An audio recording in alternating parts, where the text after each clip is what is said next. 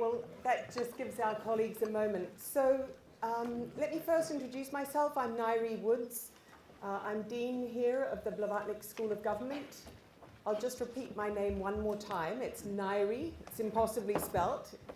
Feel free to pronounce it however you like, but it sounds like diary or fiery when it's pronounced. Anyway, that's my name.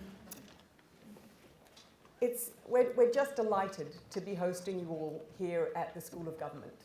The School of Government, the Blavatnik School of Government was born some 8 years ago, here at Oxford University, after a long period of gestation, about 800 years. We do things slowly but surely in Oxford.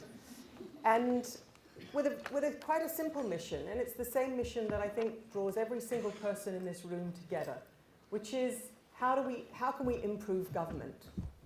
And if that felt important 8 years ago, it feels even more important today, as we watch governments buffeted by social forces, political forces, economic forces. Each year we host this Challenges of Government conference in order to bring people from different communities, from different parts of the world together to really look at sharp challenges governments are facing and to think about how do we address those, not to wallow in misery about how terrible the world is, which is just all too easy, and we academics always like to do that, but rather to join forces with practitioners, with public sector, private sector. Some of you are from the media, from NGOs, and from other academic institutions, to say, what are the ways forward on these really tough questions? Now, at the moment in the world, when you look around the world, and you say that you're working in or on or to try to improve government, people might even laugh at you and say, well, that's ambitious.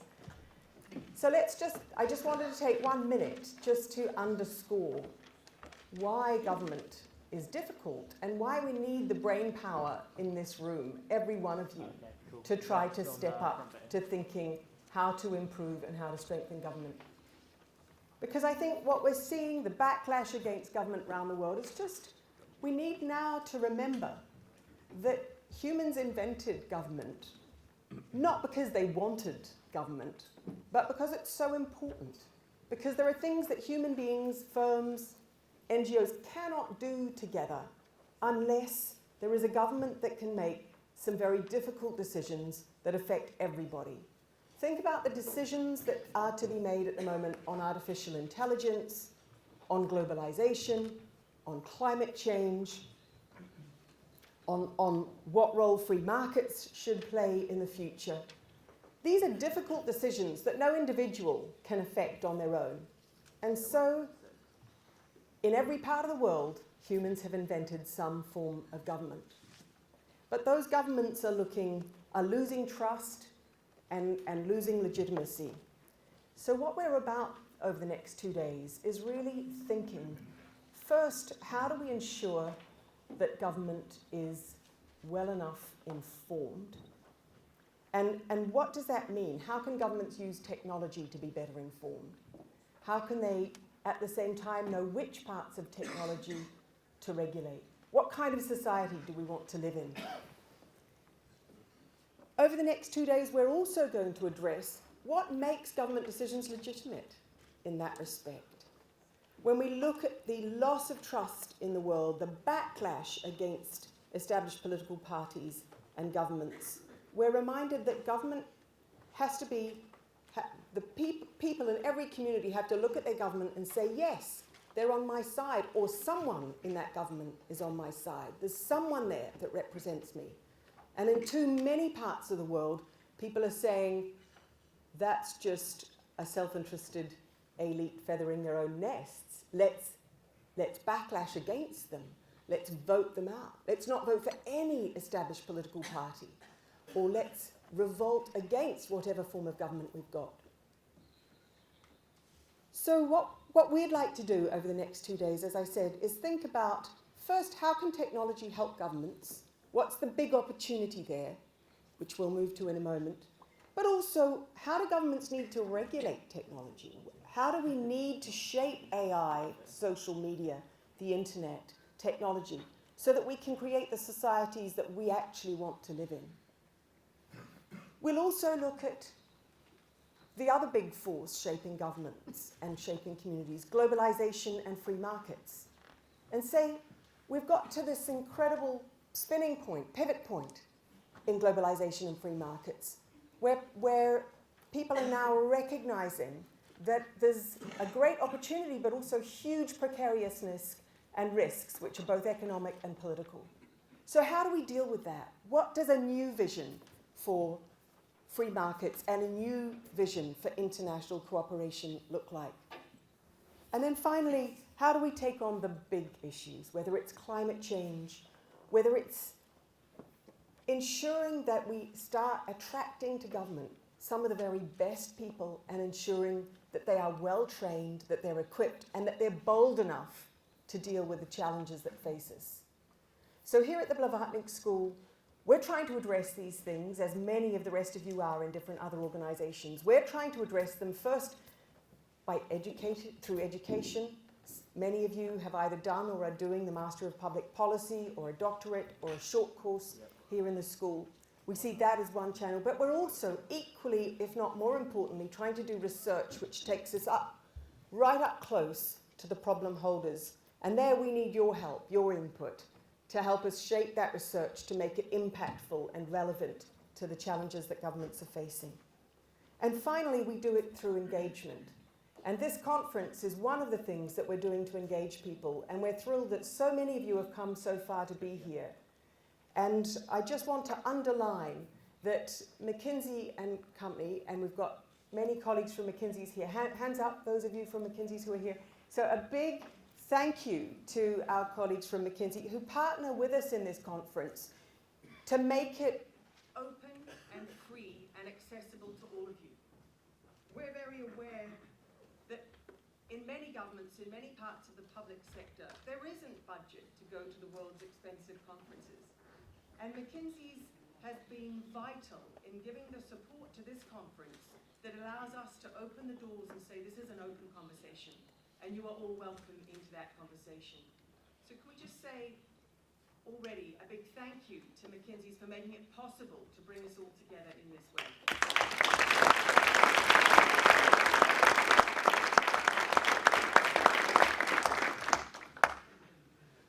And on that, let me just repeat apologies for moments of discomfort when there's too many of us in the room, but squash up the person that you're half sitting on might prove to be a wonderful partner in improving government for the future as well. I'd like now to move to introduce our keynote speaker this morning. At a time when people are despairing of governments, there are parts of the world where prime ministers and presidents who are already in their late 80s and 90s are still moving forward, and the young people in those countries are saying, well, hold on, is there nobody under the age of 80 that can run this government successfully? Well, we have something different for you this morning, and that's the Prime Minister of Serbia, Ana Brnabić. Ana Brnabić has had an extraordinary career. She began, one of the most astonishing things she did in her country, in Serbia, which you can read about in your papers, was a project using technology to really improve maternal health and babies' life chances in Serbia. And from that beginning, she's come through being Minister of Public Administration, Minister of Finance, and then very, very rapidly an ascent to being one of Europe's youngest ever prime ministers. I won't say any more because she's an inspiration, and I'd like to turn over to her, but with a huge thank you to Prime Minister Brnabić for coming and inspiring us here today. Now, I'm hoping she's here. Radio 4. She is here. Could you invite her in? Sorry, we had her. She was a real trooper. We had her do the BBC radio for today's program this morning. So she's coming fresh from the studio where she's been speaking to the nation at large. She will make some brief remarks to begin. There'll be a chance to ask her questions, And then we will move to have her and other speakers on a panel together discussing what the technological revolution means for government. So let me introduce to you then Prime Minister Ana Brnabić.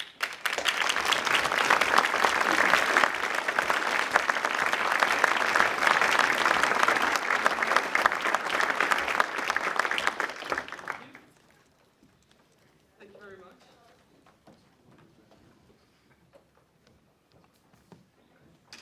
So, great to be here. Thank you for the invitation. It's my really great honor to be able to present what we as the Serbian government are doing to modernize services to enable our citizens first and foremost, but also our businesses to have a, I would say, citizen and business-focused government.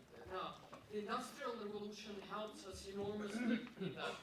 And how much do I have time do I have? Like half an hour? Yeah, it depends how many questions you'd like to take, Prime Minister. Okay. Well, I'll try to be brief in this kind of introductory statement, and then have as many questions as possible. So. The number one priority of my government is digitalization. Number two priority, and that goes kind of hand in hand, is the education reform. Why? Both are basically driven by the fact that we are living in a very, very interesting time of the fourth industrial revolution. Basically, for me, exactly the same as the first one, second one, third one. Now we are living in a time of the fourth one. This fourth industrial revolution, basically digitalization, is changing everything from the way we live to the way we, as the government, provide services to our citizens.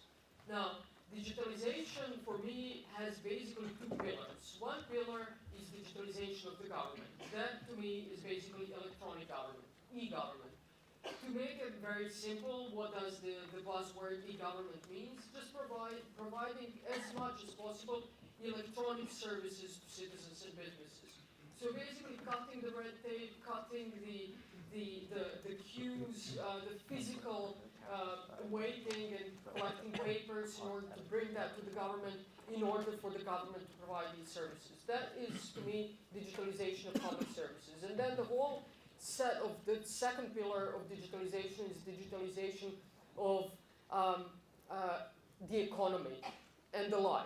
And that is mostly about the private sector. So there, the government really doesn't have a lot of work to do, but provide the legal framework in order for the private sector to be able to compete efficiently and effectively with other players across the world. Now, I have basically, in my mind, for today, 5 key areas. One is why e-government. The second one is what's needed in order to turn government into e-government. The third one is how does e-government helps us govern in practice. The fourth one, how does e-government help citizens, and how do we use the e-government to serve our citizens better? And the fifth one is basically security concerns, and that is basically the key. Whenever someone is saying, well, all is fine, we are pro e-government, but there is always the security aspect that is kind of con. My view is that e-government is more secure than the old-fashioned governments that we have today. Why e-government? Basically, in my mind as a Prime Minister, the e-government is my response to more efficient, more transparent, more predictable government, as well as the single best answer for fighting corruption. Because when you make things transparent, by making them electronically, you basically cut the space for any single public servant, be it on the local level or the republic level, saying, okay, I need 50, 100 euros from you so that your case is not at the bottom of the pile, but is on top of the pile. You basically do away with all of that. So for me, this is the most efficient way for fighting corruption. What's needed in order to turn government into e-government? And I have to say, I became the Prime Minister some 15 months ago. Before that, I was for some 9 months, I was the Minister of Public Administration and Local Government. As the Minister of Public Administration, I basically initiated this change from government to e-government. So as the Prime Minister, I basically only continued doing that. Before that, I was just a normal private citizen working in the private sector, having my normal life that I completely lost basically 2 years ago.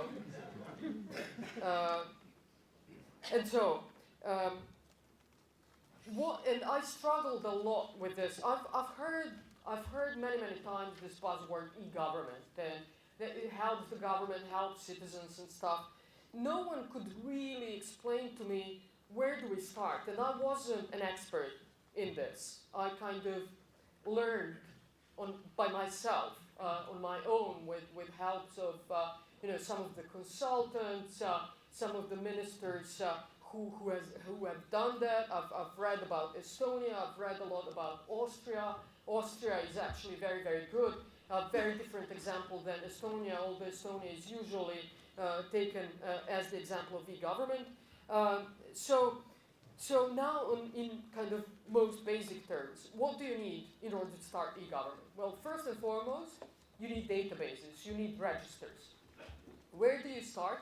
If you're a country like Serbia, and most countries are like that, you basically have all the data you have about citizens, the property,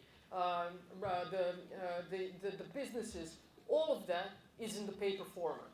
So all the registries that you have, the registries of births, marriages, deaths, all of that is in the paper format in these big old-fashioned books. And so the first thing you need is basically to put all of that from the paper format into the electronic format in order to be able to use that. So you need registries, and there are, in my view, 4 key registries. One is citizen registry, so that's all the data about citizens, all the key data: birth, death, marriages, and citizenship. That's basically the citizen registry. Then you need a registry of addresses. If you want to be an efficient e-government, you would want to be able to send all of the things that citizens need to their home addresses. But for that, you need addresses, one key register. That was a huge problem in Serbia, because we had addresses in many different places. The Ministry of Interior had their own addresses of citizens. The post office had their own ones. There wasn't a match, so where you end up is basically, as a citizen, if I live in one address and then move to another address, I need to go to every single public institution to change my address, which is weird. It's really crazy if you really want to be citizen-focused government. So you prepare an address register, and basically when you have that register, you know where your citizens live, and when they change their address with the Minister of Interior, or the Minister of Public Administration and Local Government, or in their own local government, then you basically have, like, I like to think of that as this airport thing where everything is just basically replicates across the databases, and you basically share your information within yourself as the public service, so that you do not make your citizen run from one place to the next to do that for you, basically. Business registry. Usually you have that in the special agency. In Serbia it's called Business Registry Agency, and in many other countries it's like that. And the registry, the property database. That is mostly the public property database, which we are still building in Serbia. So my first task was basically, as the Minister of Public Administration, was to take all of these books and turn them into the electronic format. And not all of that work is done yet. We are done with turning the citizens' data, everything except the fact on citizenship, into the electronic format, and by the end of this year we're going to be transferring all the citizenship data into the electronic format, and we will start then compiling a citizen registry, which is kind of key database. So if you want to go into e-government, that is, first you have to have databases and registries. Second, you have to have standards so that these databases can communicate with each other. It's a major problem, because what happened as we were going, and many other countries along the way, is that you had each agency, each ministry, each public institution having their own database in their own format. So there wasn't a standard format for these databases. So one thing in one database did not mean the same thing in the other database, and it should. So you have to go back and produce what's called, I've also learned that, so this is not very difficult. Trust me, I've learned this throughout the last 15 months. What's called a meta register. Meta register is the register of all registers, all the databases, so they can communicate with each other. If you have that, then you're basically only what I like to call, you're then knitting. And you have all the databases, and you're now then just crisscrossing them, and you're just providing all the services that citizens or businesses need electronically. You're just adding them, but that's the basis. The third key thing you need is obviously legal framework. And this is not to be messed with. I mean, these are important things. So you have to have like very strict laws on like personal data protection, the law on e-government, which will govern which will basically teach and govern all the public servants about what do they need, how do they use the data, where from, what for, what's the authentication process, and all of these things. The law on e-businesses, which will tell you what's the electronic signature, is it in the cloud, is it on the CD, do you have electronic archives? In addition to electronic archives, you still need to preserve documents in the paper format, and all of these things. And in my view, these are basically the three key laws. The law on e-business, the law on e-government, and the law on personal data protection. So, you need registries, you need legal framework, you need open data policy. Very helpful. Open data is something that many countries today use as a source for GDP growth.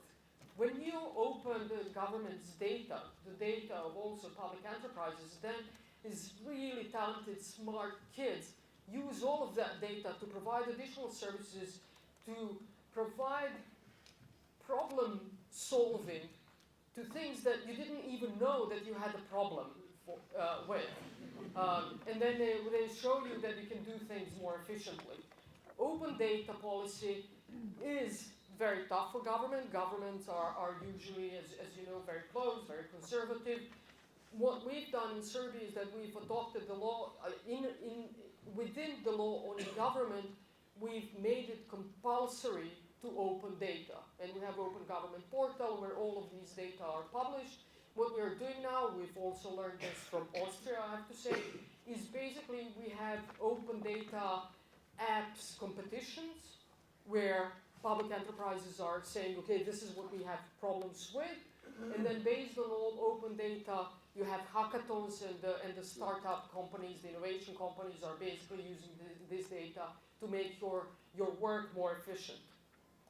And I have to say, one of the things that I found as kind of positive consequences of e-government is that I didn't know this in the beginning, but actually the e-government makes you rethink the processes.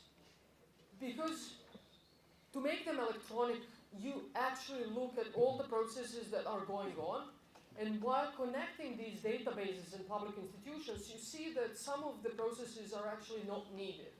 So instead of, whereas before you had one citizen going to 5 different counters for one single service, you think to yourself, okay, but this is not needed. Some of these things are completely obsolete. So you make processes more simple. And that is where you make the government also more efficient. Now, that's what's needed in order to turn government into e-government. How does the e-government helps us govern in practice? I have two examples. One is construction permitting process. Construction permitting process was by far the most lengthy, administratively the most difficult process, and therefore, obviously, it was one of the most corrupt processes in the entire system of ours. Because if you're a citizen or a business, you had to go to, it took you probably like 8 months to submit all the paperwork, to get all the approvals from public institutions, from local government, sometimes from the provincial government. And in all of these specific encounters, someone usually asked you for a bit of money to make your specific case a priority. This is the first thing we've done. We've made it fully electronic, and now we are among the top 10 countries in the World Bank's doing business list in terms of construction permitting. We were second from below, so second to last. Competing very hard with the last one, who's going to be the worst in the world. And so the e-government, basically e-permitting, now allows you to, if you're a citizen or a business, you basically have your technical documentation ready, you upload it to the system, it's fully transparent, we know day by day, hour by hour, how many cases we have, in what stage of this process, and you can also monitor whether the approval from the public enterprise was given in time. If it's not, you can see why it wasn't. You can observe the bottlenecks, and then you can address these bottlenecks. So you can go to public enterprise or local government and say, okay, obviously you're not processing these cases in time. What's the problem? Do you lack staff? Do you lack training? What's the problem, so we can actually address the problem? And you have full transparency. That is one particular, and I think best case, which when I thought to myself, how can I show you how does e-government helps us govern? This is probably the best one. The other interesting one is the approval process for clinical trials in the healthcare services. So our approval process was by far too long and too complicated to make Serbia competitive in order to attract pharmaceutical companies and kind of the best medical doctors, which would actually have, in order to have clinical trials in Serbia. It also hurted our patients very much. So by making this process, the approval process, fully electronic, we basically shortened the process from 9 months to 1 month and made Serbia more competitive. It also served us to boost this export-oriented industry and access the newest medical breakthroughs. We basically, went in, we redesigned the process, made it fully electronic, and resolved the problem in about 3 months. So it really it does not take you a lot of money, a lot of investment in order to make these processes fully electronic.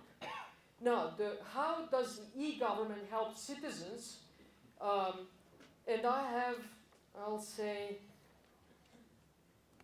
3 examples. I have more, but I've singled out 3. One is eBaby. eBaby is my favorite service. It's basically, we saw that when a new baby is born, the parents, in all honesty, needed to take kind of 3 days off from work to register the baby. And that really was weird. So what we made is basically, we connected the different databases, provided the software called the Government Service Bus, where all the documents are exchanged electronically. And today in Serbia, you can register a newborn at a maternity ward, so you're not basically going around institutions. Maternity ward, in 15 minutes, it's done by technical staff in the hospital, free of charge. You basically just have to have your ID card, and you have to know what's going to be the baby's name. And today, and when you leave the hospital, already, all the registered, so the birth certificate, the healthcare card, is basically waiting for you at home of the baby. And that is probably one of the most popular services that we have today. And we've done a little count. So for now, since we've provided this service, 120,000 babies were registered electronically from the maternity ward. If you think conservatively that this saves the parents 5 hours waiting at the counters, and not to say just from going from one counter to the next, from one institution to the next. So conservatively, if this saves them 5 hours of waiting, it saved citizens of Serbia who have newborns 600,000 hours of waiting in different lines and going from one counter to the next. If you count that, again, very, very conservatively, that for the economy, like one hour of their time is 3 euros, that saved our economy over 1.8 million euros for now, and we've just implemented this service. Plus, obviously, the pleasure and the comfort of your citizens. We are now improving. We have this phase 2 of the e-baby, so we are also adding the parental allowance to the service, so that in the maternity ward you immediately also apply for the parental allowance. That is basically something that the state provides to all the parents, regardless of whether they're employed, unemployment, what's their salary or income level. So this parental allowance basically is now, by the end of the year, will be introduced in all hospitals. We're in the e-system baby in all hospitals. So basically you will have in 45 minutes, you will have money on your bank account. No additional documents asked because we are automatically exchanging documents between services. I have to tell you one simple story that will show you the conventional way of thinking of the government. I was so happy when we introduced this e-baby. I was still the Minister of Public Administration.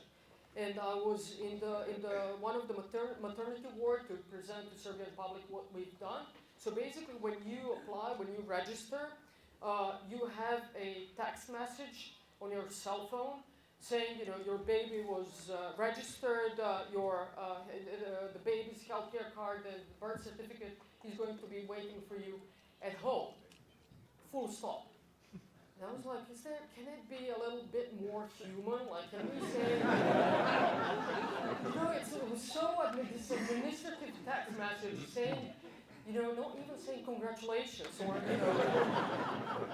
your government or something, it was crazy. So we've changed that. But, when you think about it, also think about, this human aspect of government. The other one is e-prescriptions. So prescriptions is when you go to the doctor, they gave you the prescriptions. I was trying so hard to explain to citizens what does e-government mean and why is it important.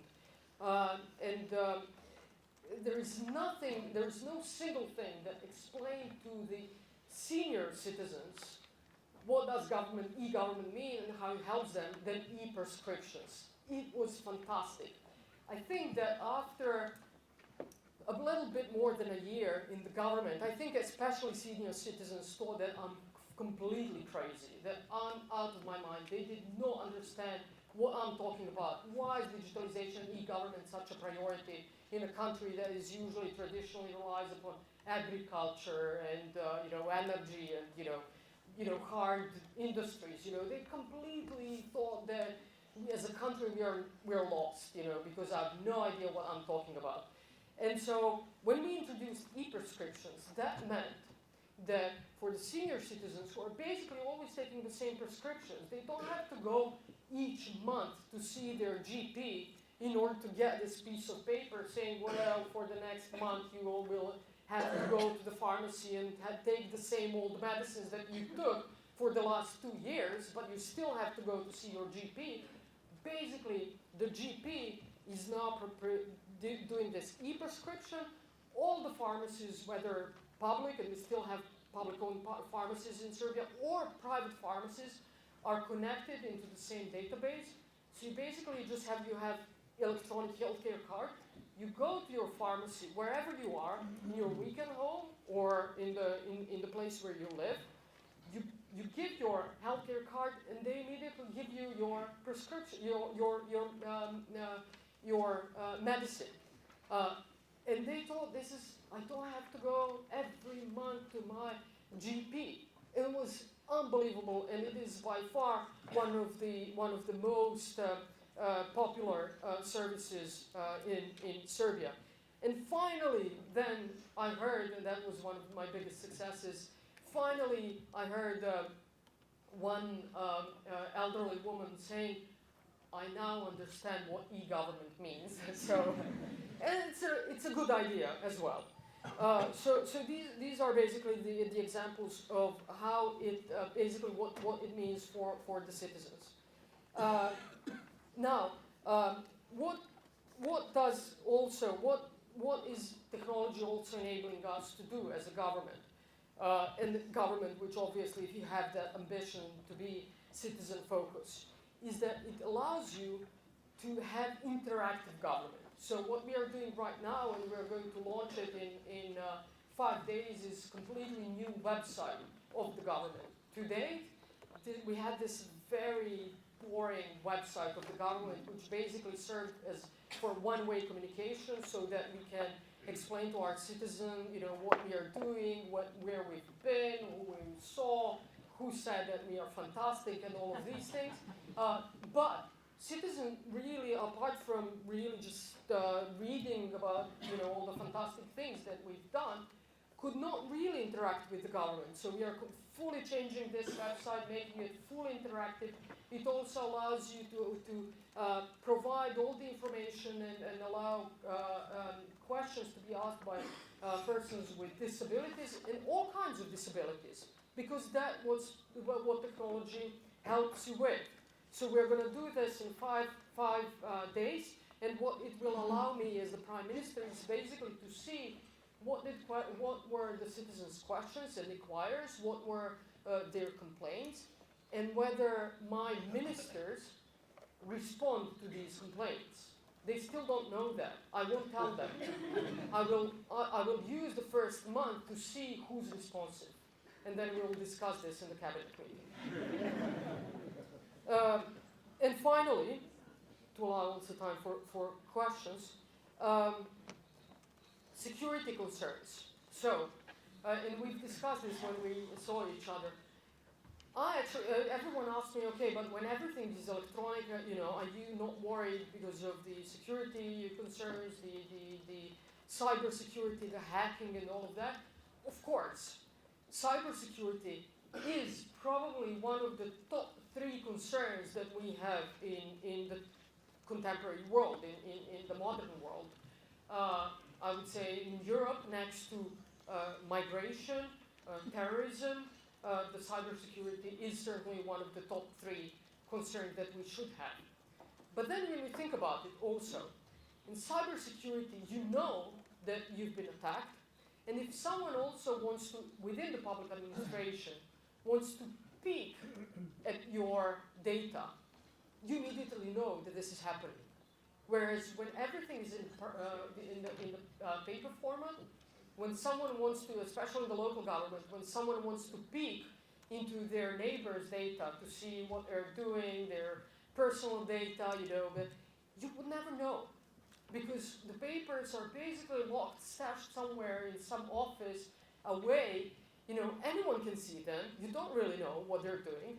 Whereas here you need a specific authentication to look at the data. You know who looked at the data, what data, why. And those who do not have permission to look at the data cannot access those data. It is that part of the government is actually quite expensive, and there is where you need to set money aside to do it. But it is extremely important. The paper format is also obviously more prone to stealing, more prone to accidents, fire, all of that, whereas electronic data is more safe in that respect. And then finally, we all the time we have new trends for the security. The latest one, I have to say, I'm still learning about that. But by now, being the Prime Minister has more money for advisors than just the Minister of Public Administration. So I have better advisors as well, and they teach me now about the blockchain. Blockchain is the top thing if you are concerned about security. And so with the blockchain, I think the blockchain is going to be, for smart governments, a new trend in actually using blockchain for the government services in order to protect citizens' data, the businesses' data. What we are going to try and do is, when we are now forming this citizen registry, we are going to have it fully on blockchain, so that no one can tamper with the citizen data unless we know that, and the citizen individually knows about that. So that's it.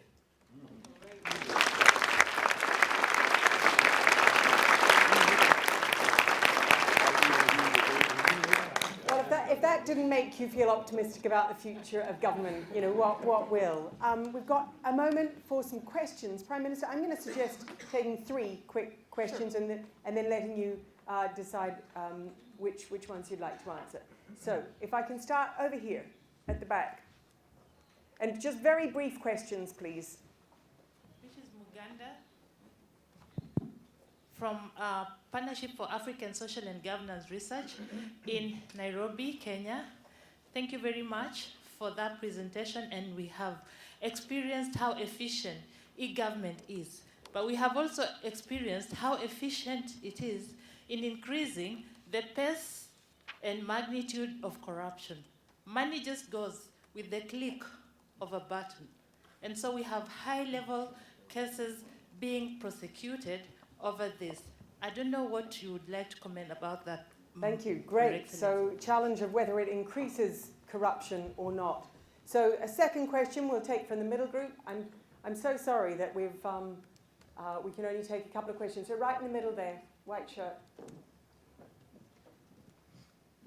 Thank you very much. It's been great listening to you and what you've been able to do in your country. I have one question. When you changed to this online registrar, as you said, there will be other people who may have gained money from things being in paper by prioritizing things and whatnot.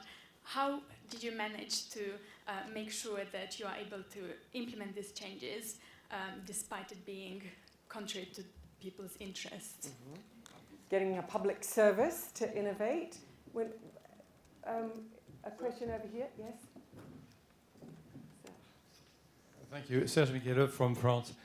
Don't you feel that this type of e-government, in the hands of a totalitarian regime, can become a very powerful tool and lead us in a kind of a way on the society?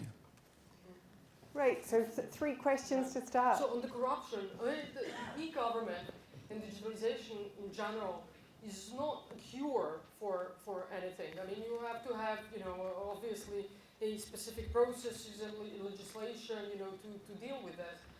My view is that it makes processes more transparent, and that it reduces corruption. But you won't ever be able to use e-government to actually, reduce that kind of a corruption. By the click of the button to transfer the money from one place to the next is really about the banking sector. So you would have to have additional control over that. So again, I think by making processes more transparent, you are basically enabling people who mean well to see that there is corruption and then act on it. So that's my view. On the listen, again, we are just starting. So this is I'm talking to you today. I have to say again, not as an expert. I'm learning in this process. But the good thing is that we are learning. What I'm proud that Serbia for the first time is, I think, learning as the world is learning. We're not catching up. So in that respect, we can become one of the leaders. But then you have much more advanced countries like Austria is really, almost everything is electronic. But Prime Minister, Estonia. I think part of the question is lots of public servants are reluctant to change. Did you find that? It's a huge reluctance to change. There's a huge pushback on this. Firstly, people are afraid of learning new things, and especially in public service, which is not very challenging. They are used to doing things their own old ways, and that is something that is one of huge challenges. You have to, you have to be able to really get them to train them and stuff. The second one is a big challenge is that they are afraid that this whole e-government thing will actually mean that there is less work for them, so that there'll be fewer people in the public sector. Now, two things whenever I talk about that. And that was one of the first concerns. Firstly, I think that this will enable them to do things that are less boring and more challenging, and will require them to use more brains, and therefore might perhaps increase their job satisfaction.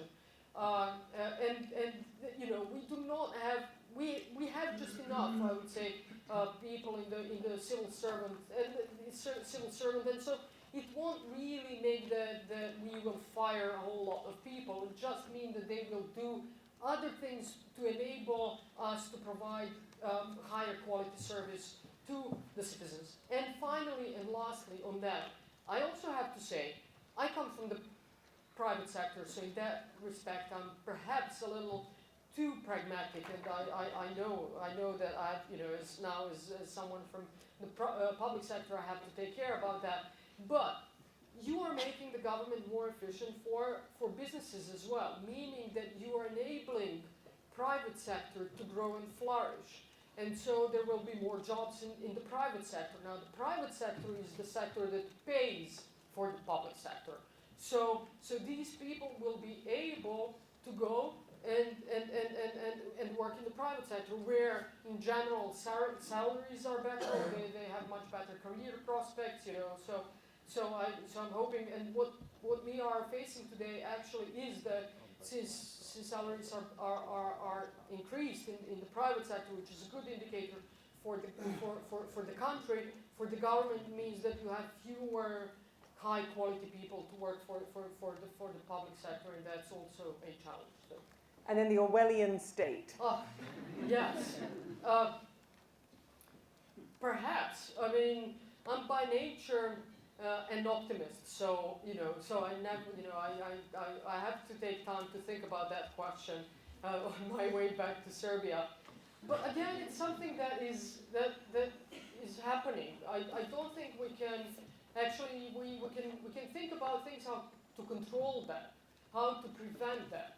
But saying e-government might end up at some as the last point, as some kind of big brother watching you and controlling everything, and therefore we're going to keep the paper format. That's not going to happen. You will never be able to keep the paper format. It's not good for the environment either. So, let's just think how we can control that. It's a very good thought. I think to an extent, technologies like blockchain can also actually empower V for Vendetta.